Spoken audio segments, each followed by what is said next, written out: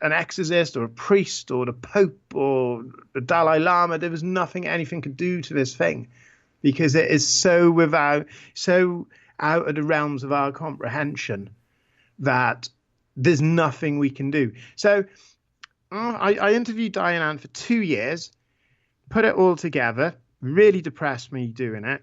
And then when it was all done, I went back to them and I showed them, and they were crying, and it was very emotional for all of us. And I said, there's one more chapter. And I said, I've got a list of questions here for you, because everyone's going to ask these questions. They left the house. They'd conceived a child. Things had got so bad in the house that they made a decision. Like, it was insane. So they saw a man with a dog's head, and she saw this old woman performing fellatio on her son. Oh, it's just really strange things going on in this house. So as soon as she realized she was pregnant, they decided that we're going. Many times they thought, let's go. But it's easier said than done, because you've invested your life, your money, your time into this. You've got jobs that is supporting having a mortgage. You bought furniture. You know, it's easier said than done just to leave, and you know, you need storage for your furniture, you need somewhere to go. But they decided to go. So I asked them, first of all, was there any effects on the child? There wasn't. Did they have any dreams, any nightmares? There was your dream, there was your nightmare, etc., etc. So I said to them, what would you do with the house? What would you do with it? Because the house is pretty much constantly empty. People come and they're gone within a couple of weeks, months, and then it's empty again. And my plan is to make enough money to buy the house, and everyone who's got a book, everyone who supported me, that's your key. That's your ticket to the house. So if you want to go in there and stay there, do scientific study, you want to do all that, please carry on. So I said to Di, what would you do to the house? And he said, I would knock it down, and I would pulverize the rubble into dust and throw it in the sea or fire it into space. Okay. Wow. That's a highly motivated response. And Anne said, she disagreed with him and said, you can't, because she said, that thing, you can't kill it. What will happen is if you will release it, and it will just spread then. So it might end up in 2 homes or 4 homes, or just go to a different place. And that's how seriously they took it. Or go everywhere. Or just go everywhere and start again. Now, I was asked a question yesterday. I was asked, do you think it was in the house or on the land? And I said, I don't know. I've done a study on the land, and there's nothing there that would warrant such an evil thing. There's nothing that I can find in our history. But then this entity is timeless. We don't know what effect it's had on early man, civilized man, modern age, what effect it's had in the past. It could have been sat there for 1 million years. You know, all we know, it sounds insane now, I just came off the top of my head. If all you know, that they could be the reason why the dinosaurs disappeared. You know, we don't know the full extent if this thing exists, what it's capable of, where it's come from, how long it's been here, and what's it going to do. One of the chapters of the book, I said, what if it's a prelude to invasion? What if the plan for this thing is to absorb the whole world? You got to think there's 7.7 billion of us on this planet, all with our insecurities and doubts. What a lovely feast for something. We have no idea how many homes this thing is in. It would be rather like War of the Worlds, where everything is just embedded, waiting for the kickoff. And this sounds like it's just entertaining itself. Yeah, it hasn't got human motives, hasn't got a human agenda, because it's the most inhuman thing we can imagine. How awful is that? So if anyone's got any ideas in the chat room, if anyone's had any similar, incidents, any of the listeners, get in touch, isn't it? I'd be really interested, because who knows? This could be the beginning of something which will become a worldwide epidemic one day. Well, one of the things, and I know we're coming up on break, but I wanted to put in here, the first part of Ray's comment and question was what you're describing sounds like the Archons. Archons, if you're listening and want to research that. And I'm not that familiar with that term.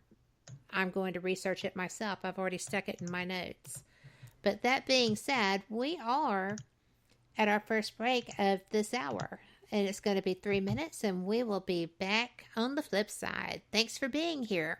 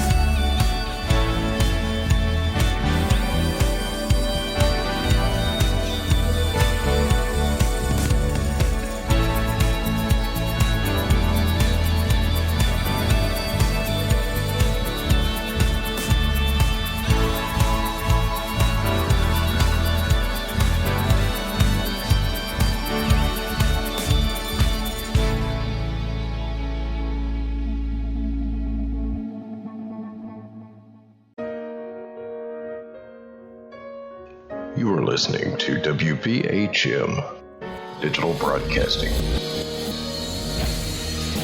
The best in paranormal talk radio.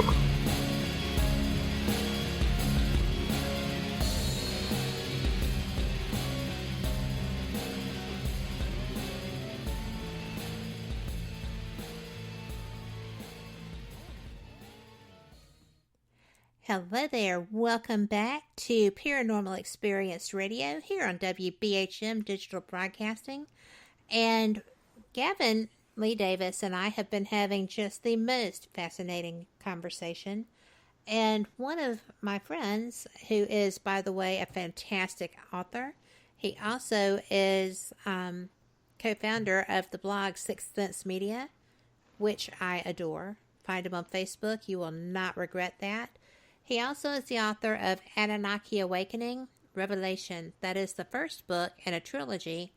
And as he knows well, my toes are tapping, waiting on the second one. So, well, Gavin, when you were discussing the negativity and the term that the woman had used who went to that house as a psychic, God didn't create it and the devil feared it. And Ray mentioned that what Gavin is describing sounds like the Archons. And we both were Googling madly during the break, as we're wont to do. And we found two different ways to go. One was, that's interestingly enough what they called the 9 magistrates of Athens in ancient Greece. But you found the Gnosticism version, which is, I believe, what Ray was discussing. It's a heck of a rabbit hole, isn't it? It's like we find them. No, it's amazing. And Ray, as I said, I've sent Ray a friend request. And Ray, it's up to you. I imagine you're an exceptionally busy man, but if you'd like to, write an article on this for the Paranormal Chronicles magazine, get in touch. I put a link for it in the chat room, and if anybody's interested in the magazine, it's free. It's 100%, no download, no sign up, no subscription. You don't even have to log in with Facebook. You go to the link and you just start reading, and there's 125 pages. And this is the great thing of people like you, Kat, and people like Ray and people like Denise and people in the chat room, is that we've all got these ideas and we're all working together to just try and make sense of it. Now, ultimately, it might not make any difference. We die and then more people start again. But the more we talk about it and write it down and talk about it and present it out there, we live in a world now of global communications and social media. It's easier now than ever for people to host their own shows, write their own books, have a YouTube channel. And it's really important we talk about this stuff, because there's two ways we can look at this, okay? The whole haunted horror of Haverfordwest, the most haunted house, ghost extra, okay? It's all nothing. It's a hoax. It's all in the mind. It's a rational explanation. It's a psychological condition, okay? Now, if it is a rational explanation or a psychological condition, then we need to find out what the heck is causing people to have such vivid experiences. The people I've spoken to have been terrified out of their wits. I've been terrified. And probably a lot of people out there listening have been terrified or confused or perplexed by events that have happened. Whether it's UFO, a cryptid sighting, haunting, spirit, demon, whatever. Now, the other angle is that there is something very real behind all of this. Whether it is something that Ray has researched or something that me and Kat have talked about, maybe other people got research. But if it is something to this, then we have to start taking it very, very seriously. Now, it seems really melodramatic, okay? But the entire human race, its survival may depend on us understanding more of our world and what lies beyond the veil. Me and Kat were talking during one of the breaks that, they've recorded now that consciousness remains within the brain considerably longer after a heart has been pronounced dead. And that had only been a theory. There was a strong possibility. They'd done loads of tests, and they were pretty much there on that people are still alive. But But now they can prove it. They believe it's 100% fact. And all the time we are learning new things about physics, about our universe. And we still don't actually know a lot. Now, if you open up any astronomy book and you say, for example, Saturn has got the hexagonal storm, it will start with, this is still a mystery to us, but it could be this. Yeah. Or there'll be something along the lines, scientists are not quite sure yet how this happens on Europa, or how this substance got on Ceres, the planetoid. And there's so much we don't know. And in a few hundred years' time, what we know now, they will look at and say, well, they were wrong. And I think we need to have a very, very open mind. Now, if we could find rational explanations for pretty much everything, say 99%, that 1% is still incredibly important. What is happening? And everyone, you talk to people, okay, and you say, oh, they go, oh, I don't believe in ghosts, but there was this one time. Everybody has at this one time. Yeah, and if it wasn't what you do and what I do, we hear that because we're out in public saying this is a real thing. So we're safe. We are like a home base for people to reach out to. Exactly. And people say, oh, I don't believe in ghosts. But then when my mum died or my gran died, I thought I saw her at the end of the bed. And you're like, so you saw a ghost? And they're like, well, I don't know. Well, sometimes you saw a ghost. It had to be something. And had to be something. So either the trauma of it created a psychological condition from all the hormones being produced, made you have hallucination, which is fair enough. But then in the Express, which is which is a newspaper in the UK, they did a survey, and 60% of people in the UK believed in ghosts. 38% of them believed that a UFO had been spotted in the United Kingdom. And then when you go to America, those figures are amplified again. It's a high percentage of Americans believe that alien visitors have arrived in UFOs. Huge proportion of them believe that Bigfoot exists, and a huge amount of them believe that there are ghosts. So the balance is that more than half, pretty much in the Western world, believe in spirits. But if you go to, say, somewhere like Japan or Southeast Asia, it's all been taken. They just take it for granted that ghosts don't exist. The spirits of their ancestors, their grandparents, they